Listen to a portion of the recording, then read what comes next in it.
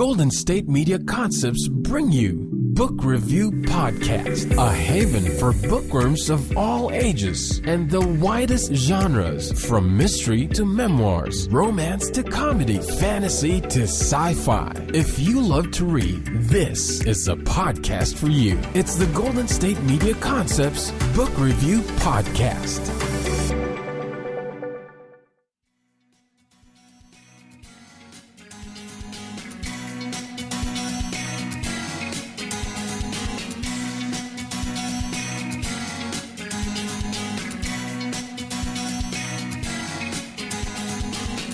Hello and welcome to the GSMC Book Review Podcast, brought to you as always by the GSMC Podcast Network. I am your host, Sarah, and I hope you are having a good week so far. It is Tuesday, and we are rapidly running up to the end of February, which I know I always say this, but it's going too fast. It's always going too fast. There is not enough time in the universe to read all the books that I want to read, and time is just going by too fast. So time needs to slow down so that I can read more books. It's all about me. Anyway, I hope you're having a wonderful week so far, and I am excited to bring you another author interview. This week I am interviewing fantasy author M.L. Ruscsak, and I just butchered her last name, I'm sure, even though she told me how to pronounce it twice in the podcast, and I practiced and I listened to her say it, and for some reason my tongue will not wrap around that last name, and so I apologize, Melissa, for pronouncing your name incorrectly. I did try. So as I said, I am interviewing, she's a fantasy author, and she has written a series of which the first book and the first prequel are out, and the series is called Of Lite and Darke.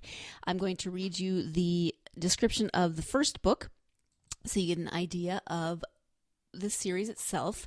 The first book has this description. 18 years ago, Princess Nisha became an orphan just days after her birth. Her parents and all of those with fey blood all gone.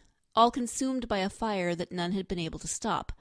Or at least this is what is told. This is what is spoken aloud. Truth? Perhaps. But these are words Nisha has never trusted. Couldn't trust, since they have never sounded quite right. Yet not even her beloved aunt ever believed her when she questioned the events of that night. No one believed her when she turned 13 and she became the queen of the Underkingdom.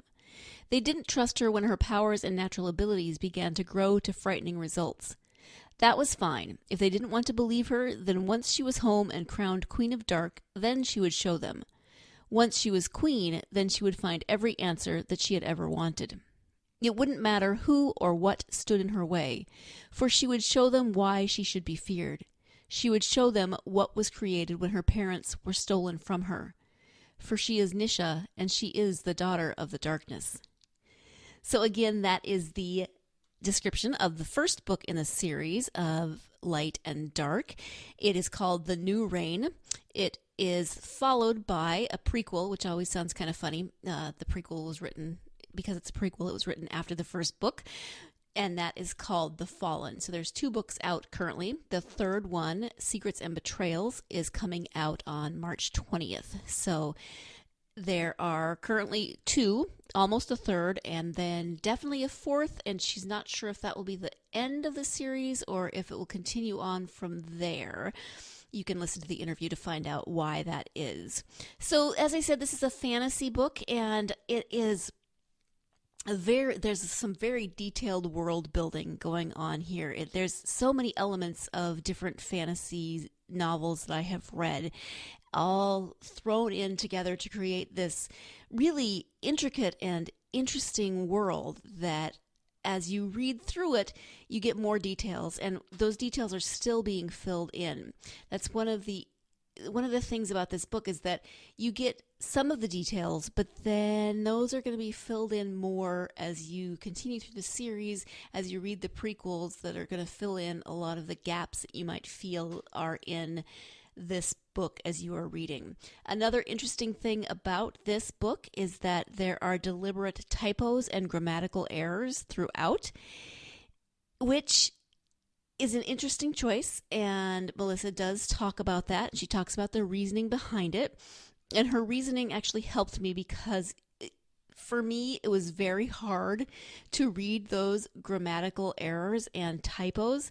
Even knowing that they were deliberate, it was still very hard for me and my little grammar-loving heart. I was raised by a mother and a grandmother who loved them some grammar, and I was raised in a family where if you didn't know how to spell a word, your mother would tell you, your mother or your grandmother would say, well, go look it up in the dictionary. I don't know how to spell it. How am I supposed to look it up in the dictionary? Well, that's how you learned how to spell it. You trial and error until you found how it was spelled.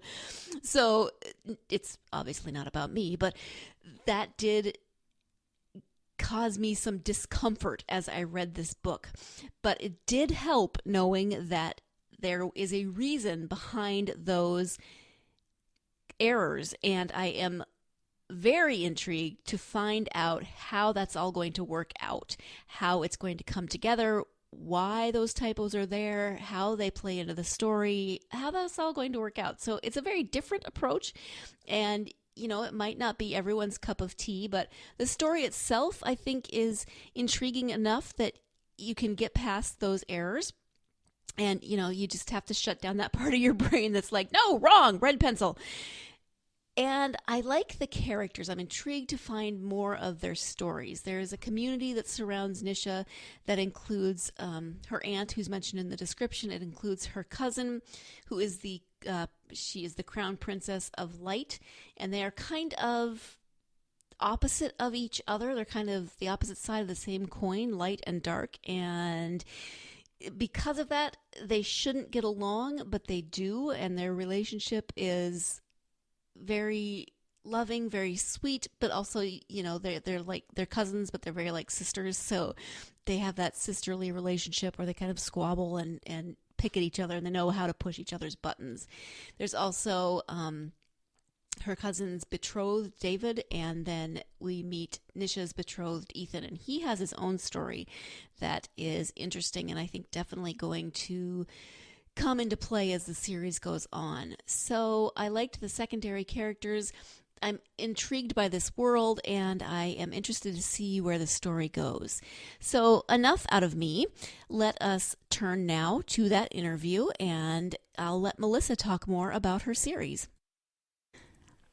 Hi, Melissa. Welcome to the podcast. I'm so excited to talk to you today. Thank you very much for having me today. Yeah. So we are here to talk about your series of Light and Dark. But before we do that, I would love for my listeners to get to know you a little bit. So if you could share just a little bit about your life, whatever you're comfortable sharing would be great. Let's see. I didn't always start out to be an author. I started out wanting to own my own restaurant. And then life happened. I had 3 strokes total since from 2011 to the end of 2012, and I had to relearn everything that a basic toddler would need to learn how to do. Oh, wow. Speech, alphabet, tying my shoes, you name it, I had to relearn how to do it. In the process of doing this, I used creative writing, fan fictions, and reading books that I already knew every word by heart, how to relearn how to read, how to write, and it developed into me creating my own stories. Okay. So that is how you decided to write the first book in this series? My husband gave me a challenge to write the first book.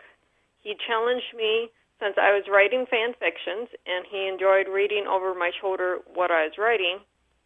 He challenged me to make something my own and publish it. So, of course, I accepted the challenge, and I asked my daughter, give me a topic or come up with the title. She came up with Of Light and Dark. So she came up with the series title. Okay, so Of Light and Dark is the series. Tell us about the first book that you wrote. The first book is The New Reign, which I write out of order. This is the first published book, but is the 3rd book in the series. So this follows Princess Nisha. This takes place after the Great War, and she is 18 years old, She's been raised in the country of light.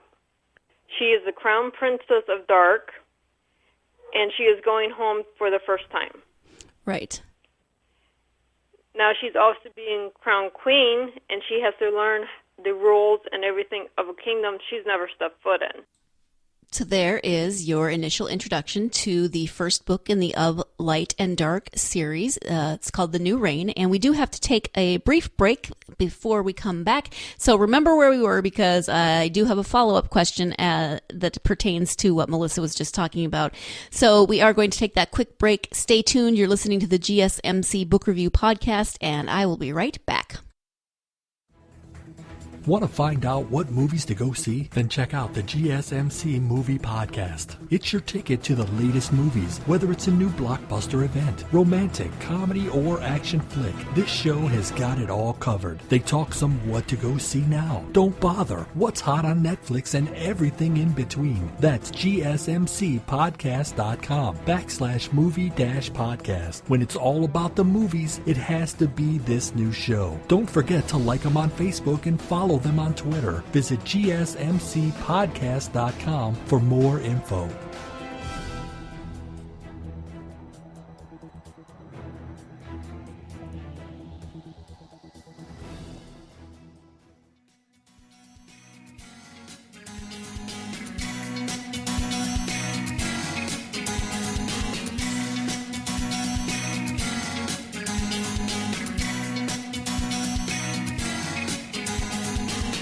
Welcome back to the GSMC Book Review Podcast, and we are speaking about the series of Lite and Darke, the first of which is The New Reign, and Melissa just finished telling us about the main character, Nisha, who is being crowned Queen of Dark. She is going to the country for the first time. It's her 18th birthday, and she's never been there before, and how she's having to navigate that. So just reminding you of that, because I am going to ask a follow-up question, and it might seem a little abrupt if you don't remember where we left off. So back to that interview. Right, and a kingdom that has been going through quite a lot of turmoil in the 18 years that no one has been there to rule it. Right. She definitely has her work cut out for her. Can you talk a little bit about the world that you created in this series? Because it is a fantasy series, but it's very detailed. So talk a little bit about the world building that went into this. Okay, I started out with the country names of Lite and Darke. Then I went from there. I had to make this place setting, so I had to make a map, which you can find on my website, M.L.Ruscsak.com. And I had to make the countries that surround the two countries I originally made. And then I went from there and made, okay, now where is this country, this continent, in a sense, located? I like space, so it's located on a star. Of course, you can't just have one star because there's millions of stars in the galaxy, which leads us into the second book, which is the prequel in the first book of the series, The Fallen, and it tells you exactly how this country came to be. Yeah, and because you get a little bit of that in the first book in The New Reign, but just enough to make you go, wait a minute, I need to know more. Exactly. So you said that your daughter came up with the series title of Lite and Darke. What was your inspiration for this story and Nisha in particular? I love fairy princesses. I love princess and kingdoms in general. So I had to do something that's true to what I like to read. And so I came up with Nisha. Of course, I have to come up with the name. How do I come up with the names for all the characters? I go through the baby names, look up word like something that means dark or something that means light or whatever their ability is, and that's how I come up with the names. Oh, okay. Very smart. I like that. And there's a lot of other secondary characters, but they play large roles. Nisha's cousin, her betrothed, Nisha's betrothed. There's a very complex community surrounding Nisha. And can you talk a little bit about how they affect the story? Every character that's in the New Reign is going to have a major role, maybe good, maybe bad, in the very last book. Not everything is as peachy as it appears to be in the first book. Just so you know, that's coming. But Ethan, He is a very powerful Fae, even though he doesn't know it in the New Reign, at least not till the end when he's starting to develop his ability. Right. David is very complex.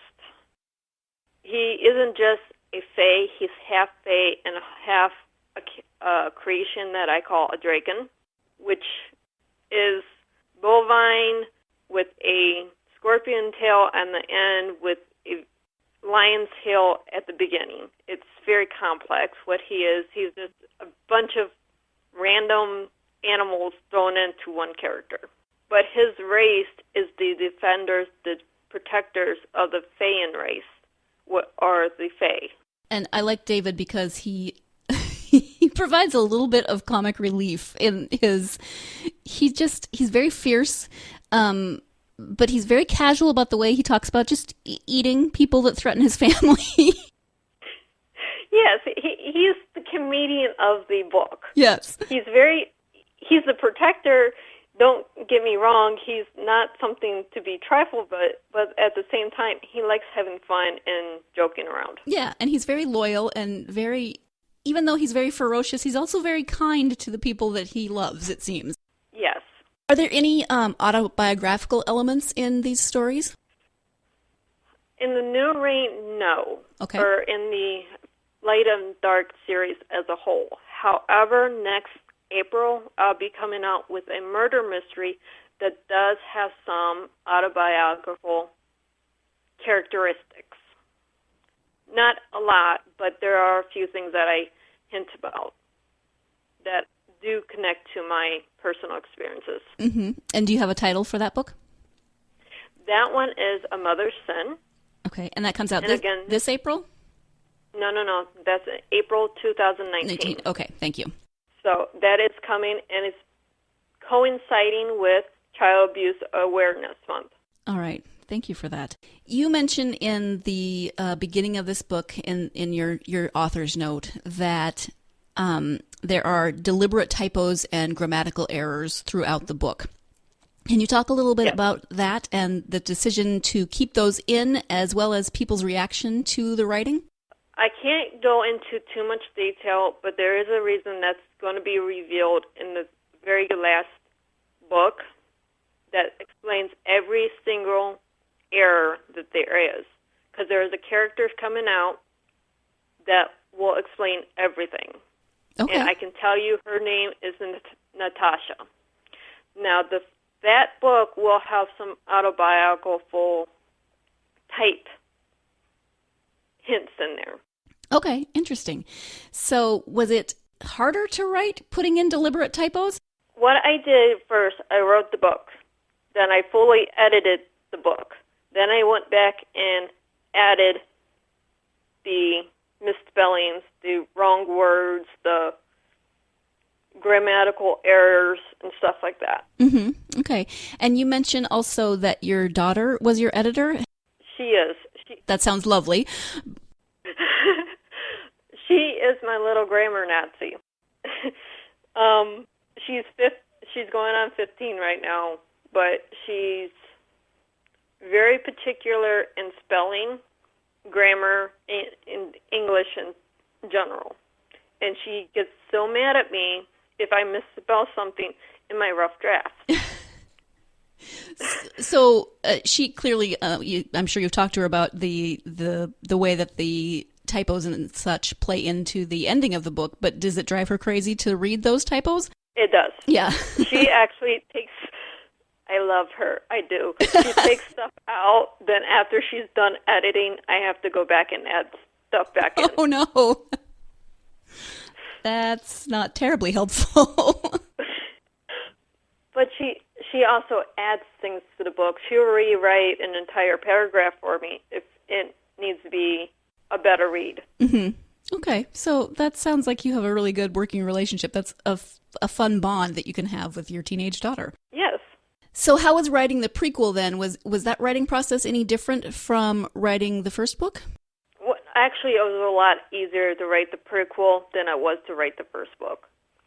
I took very specific elements from the first book and said, okay, I need to tell the story of how these pieces fell into place into this book. And then I created an entire world far away from the countries of Light and Dark, and then tied it into. And you've mentioned that it's a series written a little bit out of order, that there, you said 2 prequels, is that? There is, yes. The first prequel, which is the first book in the series, is called The Fallen. This follows Prima Vita and how of Light and Dark became into creation. Then we go into Secrets, Lies, and Betrayal, which is 4 short stories that connect the Fallen to the new reign and also hint about what's going to happen in the 4th book, which will be entitled The Silent Wars. And is the 4th book the final book, or do you have more coming out? This is a toss-up at this point. I can, because I already have the very end of the book wrote, continue the series, or I can stop the series. Excuse me while I interrupt one more time. We do have to take that second break of the podcast. When we come back, we'll have the conclusion to this interview. So stay tuned. You are listening to the GSMC Book Review Podcast, and we will be right back. Tired of searching the vast jungle of podcasts? Now listen close and hear this out. There's a podcast network that covers just about everything that you've been searching. The Golden State Media Concepts Podcast Network is here. Nothing less than a podcast bliss with endless hours of podcast coverage. From news, sports, music, fashion, cooking, entertainment, fantasy, football, and so much more. So stop lurking around and go straight out to the Golden State Media Concepts Podcast Network. Guaranteed to fill that podcast itch. Whatever it may be. Visit us at www.gsmcpodcast.com. Follow us on Facebook and Twitter, and download us on iTunes, SoundCloud, and Google Play.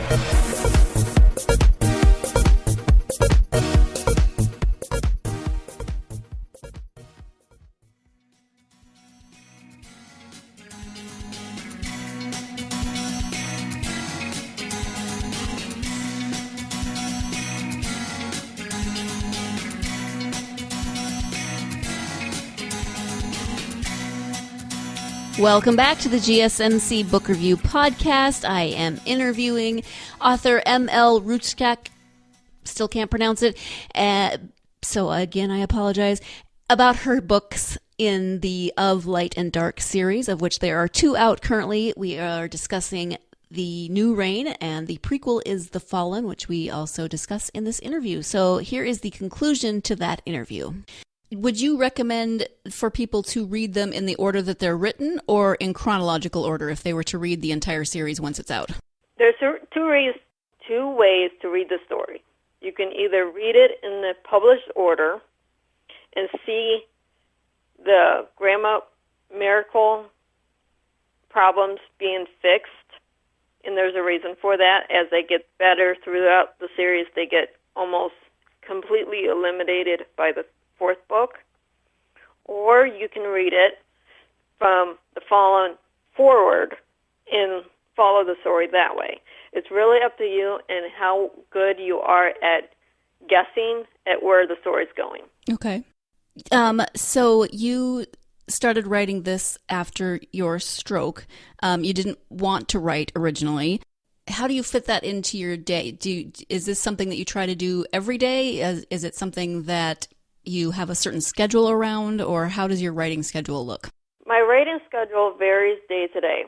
I'm still recovering from my strokes. I'm never going to be 100% back to normal. I've accepted that. But I am back to what I call my plateau. So my day, depending on how I feel that day, I could do digital art for the books. I could be working on the scripts that I'm writing for the books. Or I could be working on a new book. It just depends on how I'm feeling that day. Or I can just say, okay, I don't feel well today. I'm going to sit down and read one of my many books that I own. Right. And so you said you're back to your what you call your plateau level. Obviously, you've worked really hard to get here. Your story is amazing. Do you feel like the writing has been really part of your recovery process and has helped you to get to the point that you're at? I would not be able to enjoy my books that I love to read if it wasn't for writing. Mm-hmm. It's giving me a deeper understanding into the books that I enjoy, and also is helping me build connections with other authors for better insight to improve my own stories. But I'm getting so much more being an author than I would be if I was just creating recipes and things. Don't get me wrong, I enjoy that still, but I can't sustain myself in doing that as well as I can sit in front of a computer and create something beautiful. So when you do read, who are your favorite authors? My first go-to author is Anne Bishop. She's the creator of the Black Jewels series. That's when I want my mind to wander and create something different, and I still write fan fictions as well. Then if I would need something lighthearted, I go to Jessica Day George, which is a children, young adult author, or Shannon Hale. But I have so many other authors I enjoy as well. Right. That's always the case, isn't it? So you've mentioned that you have the new book coming out in April of next year. Are you working on anything specific right now that you can talk about? Okay, right now I have Secrets, Lies, and Betrayals, which comes out March 20th of this year, which is the third book of the Lite and Darke Series. The cover we reveal is on the 20th of February. That's going to be online, live on Facebook.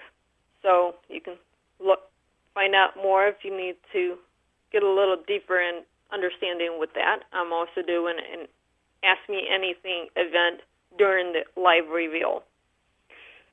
Then on top of that, I have a cookbook that I'm hoping to have done by October of this year. And what kind of recipes are you creating for that? These are all of my staple recipes, from cookies, cakes, breakfast foods, lamb, beef, chicken meals that are all have soy-free, dairy-free, gluten-free, and diabetic-friendly variations added to each recipe. Oh, nice. That's very helpful.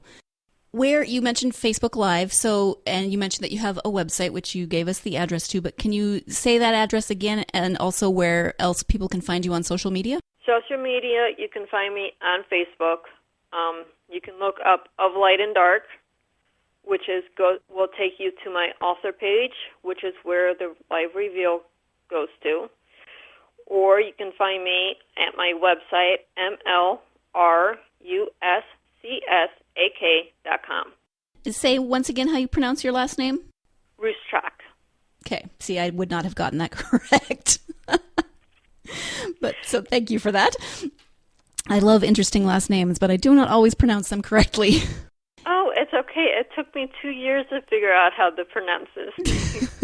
It must be your married name? Yes, it is. Yes. Okay, I feel a little better then. Because you came to writing a little bit differently than some people do, what would your advice for aspiring authors be? Be true to yourself. If you have a story, write your story. Don't listen to people say, you need to change this or go to this direction or whatever they're telling you. It's your story. You write it the way you want your story. When you start changing it to appease other people, it's no longer yours, it's theirs. Thank you. I appreciate that. Is there anything that you would like people to know about you or your books that we haven't covered so far? I am available for public speaking. As you said, my story is a little bit interesting from overcoming everything I have to become an author, but there's so much more to my story that I don't get into as it pertains to writing. And you can find out information on that on my website as well. Okay. And is there, I assume there's a place on your website that people could contact you if they were interested in finding out more? Yes. I have it's under for schools and groups. You can contact me. There's a button that will take you right to the email, or you can contact me through the normal contact form on the website. Perfect. Thank you. I want to thank you so much for taking the time to speak to me today. Your story is amazing, and I'm so glad that you recovered. It sounds like you've had a very difficult road, so I'm so pleased to hear that you're doing so well and that it's led you to write this series. Thank you very much again for having me on your show. It was a real pleasure. It was a pleasure talking to you. Thank you. And once again, thank you to Melissa for joining me to talk about her of Lite and Darke series. And one more time, I'm going to apologize to her and to you for butchering her last name.